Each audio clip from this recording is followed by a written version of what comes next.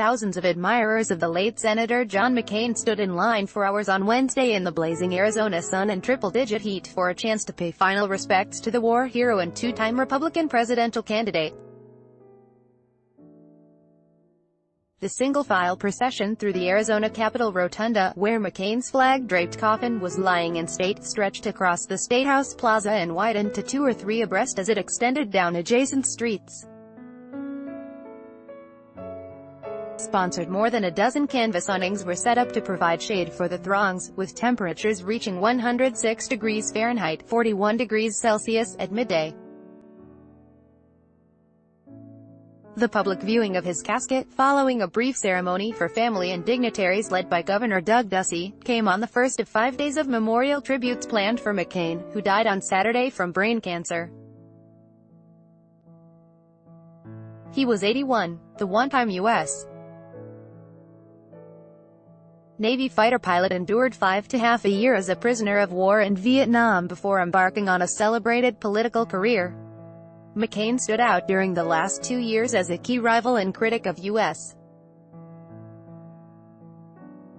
President Donald Trump, a fellow Republican whom McCain's family has asked not to attend the funeral. Among several thousand waiting to glimpse McCain's coffin at Arizona's Capitol was James Fine, 54, a Dallas funeral director who drove over 1,000 miles (1,609 kilometers) to Phoenix to bid farewell to a man he called a statesman. "I get up every day and read the news, and then I see what John McCain has to say," Fine told Reuters. "They don't make heroes like him anymore." Earlier, the hearse bearing McCain's coffin was greeted outside the State House by National Guard troops, military veterans, law enforcement officers and firefighters, all in dress uniform and standing at attention as they saluted. Inside, close relatives and dozens of politicians, including several former Republican colleagues from Arizona's congressional delegation, paid tribute to McCain's life and legacy during a 30-minute ceremony. "He fought like hell for the causes he believed in," Ducey said.